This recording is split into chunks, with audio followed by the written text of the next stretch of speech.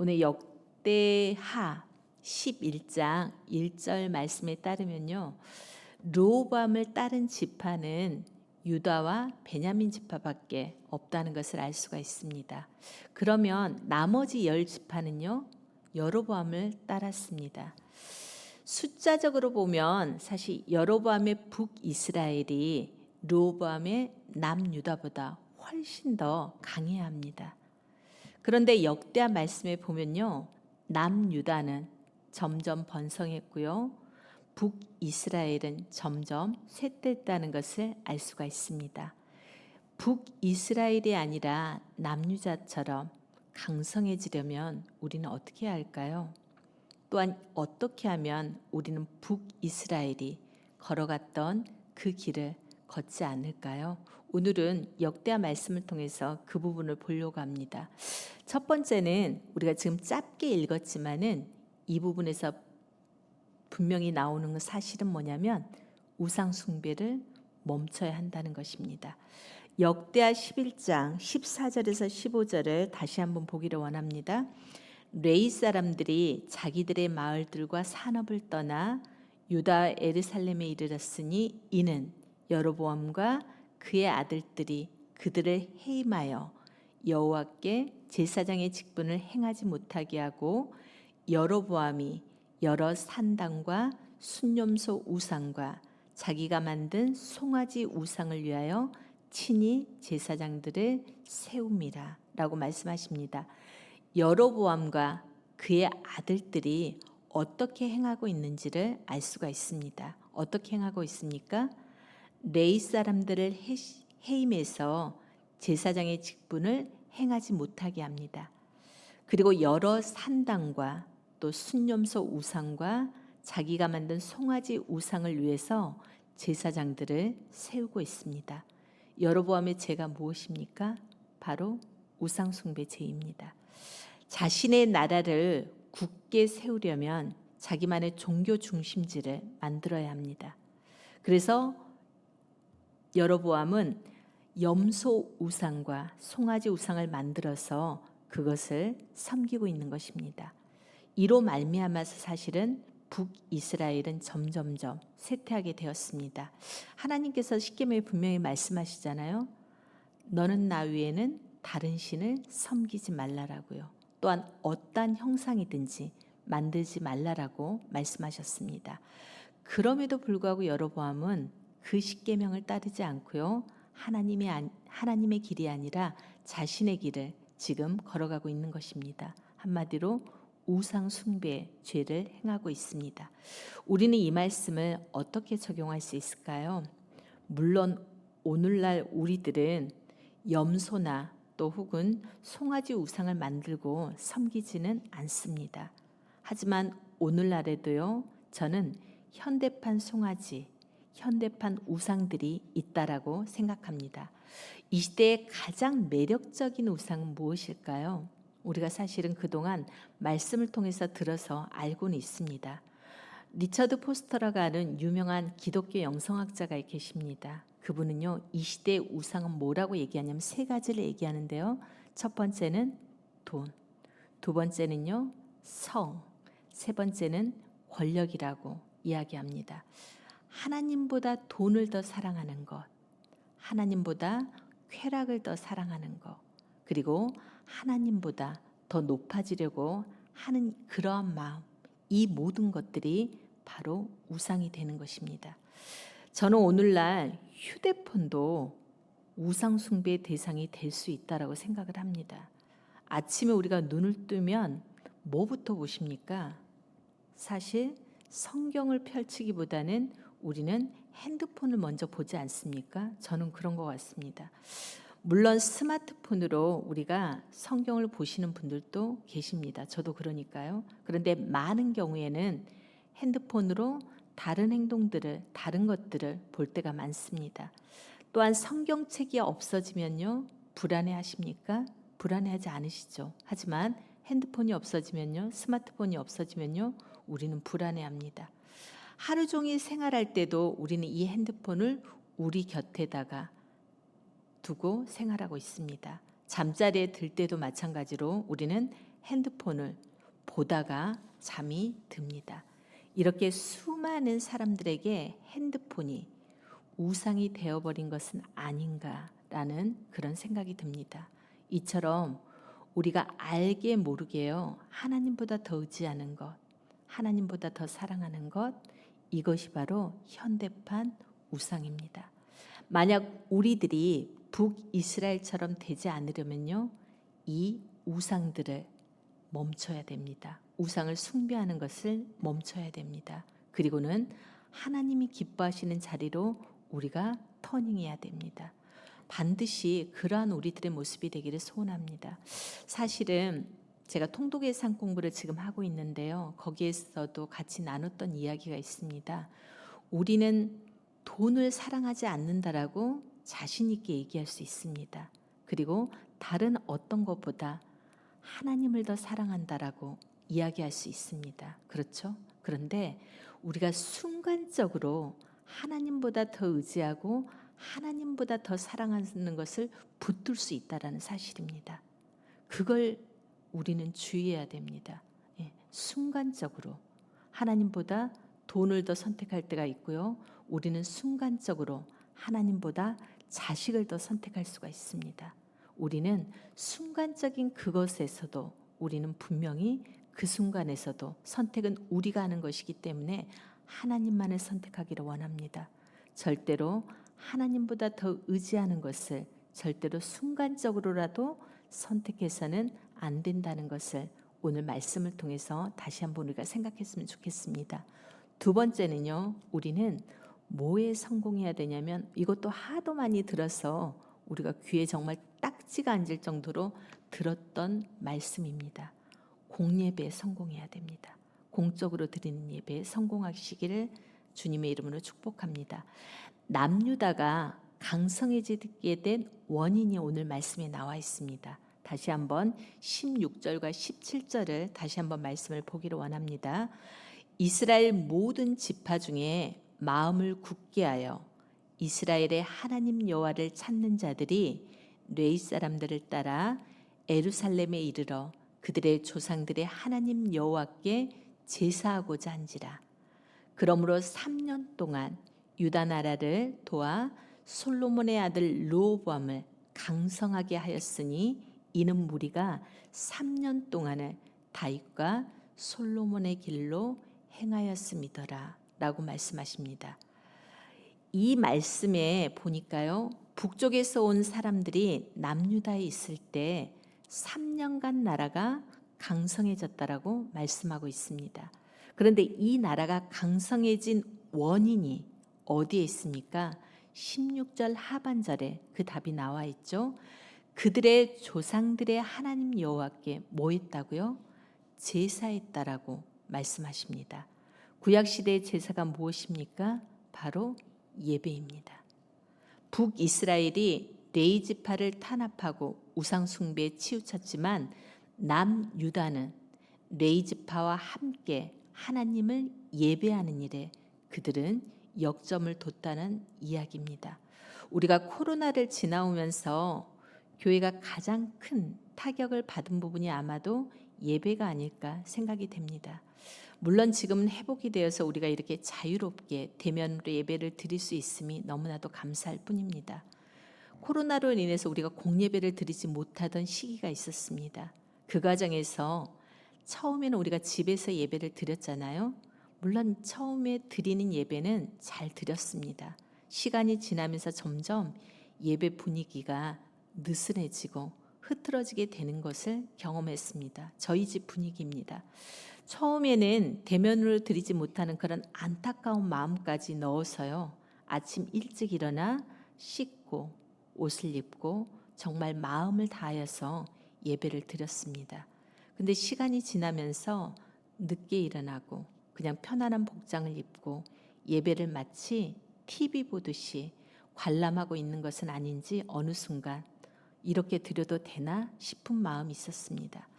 그러나 이제는 그런 시기를 지나서 이렇게 공예배를 대면으로 드리고 있습니다. 우리는 공적으로 드리는 이 예배에 성공하셔야 됩니다. 사실은 이 공적으로 드린 이 예배에 우리는 사활을 걸어야 됩니다. 예배를 잘 드리지 않으면요, 삶으로 예배를 성공할 수가 없습니다. 그리고 우리의 삶이 무너질 수밖에 없습니다. 그래서 이런 말이 있습니다. 우리가 예배를 지키는 것이 아니라요, 예배가 우리를 지킨다고 하는 말씀이 있습니다. 이처럼 공예배가 그만큼 중요합니다.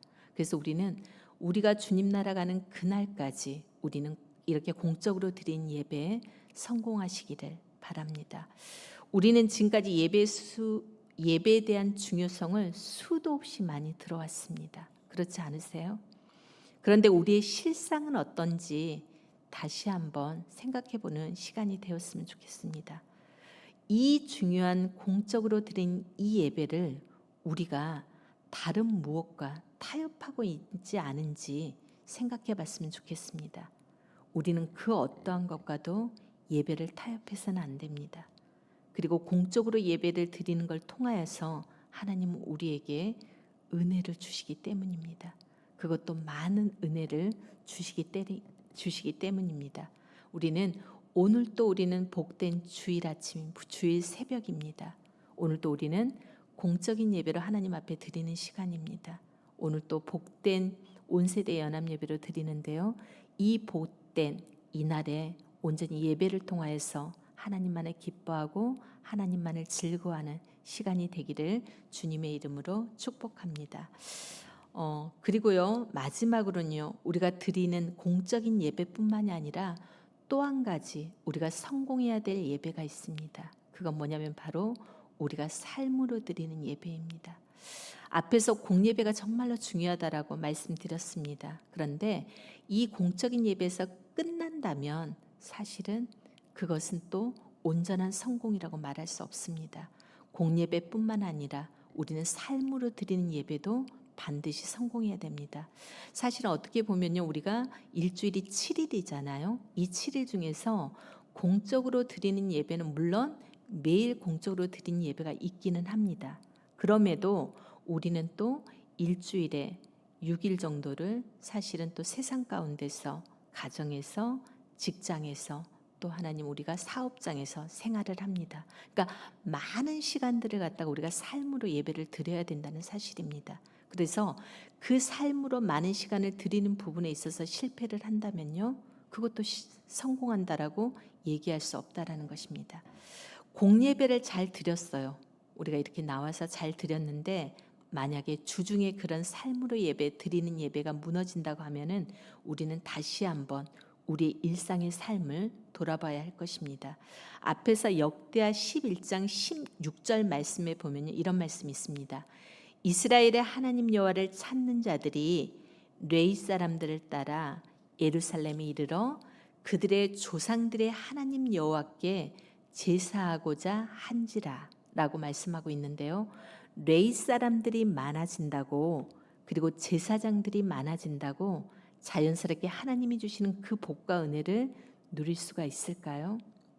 주일날 우리가 교회에 와서 예배드리는 숫자가 많아진다고 해서 자연스럽게 우리가 하나님의 복을 받고 평안하고 강성해질 수 있을까요? 꼭 그렇지는 않는 것 같습니다. 사실 지금은 예전에 비해서요, 예배의 접근성은 훨씬 더 높습니다. 몸이 불편한 분들도, 직접 교회에 나오지 않는 분들, 못하시는 분들도 영상을 통해서 예배를 드릴 수 있게 되었기 때문입니다. 그런데 과연 예배 드리는 그 숫자가 많아진다고 해서 자동적으로 우리가 하나님의 은혜를 누릴 수가 있을까요? 그렇지는 않은 것 같습니다. 우리가 삶의 예배자로 잘 살아갈 때 우리는 하나님의 은혜를 깊이 풍성히 누릴 수가 있습니다. 호세아 4장 7절 말씀에 보면 이런 말씀이 있는데요. 제사장이 많아지면 많아질수록 나에게 짓는 죄도 더 많아지니 내가 그들의 영광을 수치로 바꾸리라 라고 말씀하십니다. 제사장이 많아지면 많아질수록 뭐가 많아진다고요? 나에게 짓는 죄가 더 많아진다라고 말씀하십니다. 좀 의아스럽지 않습니까? 이 말을 바꿔 말하면요, 예배드리는 사람이 많으면 많아질수록, 그죠? 이렇게 말할 수도 있습니다. 왜냐하면 제사장은요, 예배를 드리는 일을 주관하는 자들이기 때문입니다. 그런데 놀라운 사실은 뭐냐면 예배드리는 사람들은 훨씬 더 많아졌는데 반대로 하나님께 지은 죄가 더 많아졌다라는 그렇게 말씀하고 있다라는 것이잖아요. 그래서 하나님은 그들의 영광을 수치로 바꾸셨다라고 말씀하십니다. 호세아 시대에 하나님의 백성들의 문제점이 무엇이었습니까? 4장 1절에서 2절 말씀에 나오는데요. 뭐라고 말씀하시냐면요. 이스라엘 자손들아 여호와의 말씀을 들으라. 여호와께서 이 땅 주민과 논쟁하시나니 이 땅에는 진실도 없고 인애도 없고 하나님을 아는 지식도 없고 오직 저주와 속임과 살인과 도둑질과 간음뿐이요 포악하여 피가 피를 뒤엎음이라 라고 말씀하십니다. 진실도 없다라고 말씀하시죠. 인애도 없다라고 말씀하세요. 하나님을 아는 지식도 없다라고 말씀하십니다. 그리고 뭐가 있다고요? 오직 저주와 살인과 도둑질과 간음뿐이라고 말씀하십니다. 현 시대를 말씀하시는 듯한 느낌이 듭니다. 한마디로 말하면 일상의 삶이 실패한 것입니다. 그래서 하나님께서 그들의 영광을 수치로 바꾸시겠다라고 말씀하고 있습니다. 우리들은 어떻게 해서라도 마찬가지로 공예배뿐만 아니라 삶으로 드린 예배도 성공해야 합니다. 연합예배는 잘 드리고 있는데 주중의 삶은 주일의 삶과 분리되고 있지는 않는지 생각해 보아야 합니다. 그렇다면 우리의 삶을 다시 한번 우리가 돌아봐야 할 것입니다. 한 신학자가 이런 말을 했습니다. 우리는 우리가 예배하는 것이 된다. 무슨 말이냐면 우리가 예배하는 것을 우리가 닮아간다라는 것입니다. 만약 우리가 하나님 대신 돈을 예배하면요, 우리는 돈을 닮아가게 되어 있습니다. 돈의 노예로 살아가는 것이죠. 우리가 하나님 대신 성공을 예배하면요, 성공이 나의 정체성이 되는 것입니다. 우리가 하나님 대신 쾌락을 더 예배하면요, 우리는 쾌락에 빠질 수밖에 없는 것입니다. 우리들은 예배자입니까? 혹시라도 하나님보다 더 사랑하고 더 의지하는 것들이 있다면 이 시간 그 우상 숭배를 멈출 수 있기를 바랍니다. 또한 공적인 예배에 성공할 수 있기를 바랍니다. 제가 공예배를 통해서 받은 은혜를 한 가지 나누려고 합니다. 저는 교육자잖아요. 교육자이기 때문에 성도님들과 한 가지 다른 점이 있다면 저희는 아파도 공적인 예배를 드려야 한다는 사실입니다. 병원에 입원하지 않는 한은 아파도 예배는 드려야 합니다. 그런데 놀라운 것은요, 지금까지 몇십 년 동안 사실은 얼마나 많은 공적인 예배가 있었겠습니까? 그런 가운데서 아픈 가운데서도 예배를 드리잖아요. 그러면 어느 순간 예배 가운데 하나님이 그 아픔을 치유해 주시는 것을 저는 많이 경험했습니다. 하나님께서 저를 긍휼히 여기셔서 치유해 주심을 체험했습니다. 이것은 아주 단적인 은혜입니다. 중요한 것은 하나님은 예배를 통해 우리에게 은혜를 주신다는 사실입니다. 그러므로 우리는 공예배뿐만 아니라요, 삶으로 드린 예배도 꼭 성공할 수 있기를 바랍니다. 그럴 때 우리가 공적인 예배도 성공하고 삶으로 드린 예배도 성공할 때 하나님은 우리의 삶에 복을 주시고 우리들을 강성하게 하시며 평안함을 더해 주실 것입니다. 오늘도 우리가 꼭 이러한 은혜를 갖다가 누리고자 해서 예배를 드리는 건 아니잖아요. 하나님이 예배 드리라고 말씀하셨기 때문에 우리는 오늘 또 예배 자리에 나오는 것입니다. 그런데 우리가 그 말씀으로 인해서 예배 자리에 나왔을 때 하나님은 이걸 덤으로 주시는 것입니다. 우리에게 은혜도 주실 뿐만 아니라요, 강성함도 주시고 우리에게 평안함도 허락하시는 것을 믿습니다. 오늘 또 참된 예배자로 공적인 예배뿐만 아니라 삶에서도 성공하는 예배자로 살아가시기를 주님의 이름으로 축복합니다. 우리 함께 이 시간 기도하기를 원합니다. 네 가지 기도를 드렸으면 좋겠습니다. 첫 번째는요, 하나님, 우리가 하나님보다 다른 것을 사랑하고 의지하지 않도록 은혜 주시도록.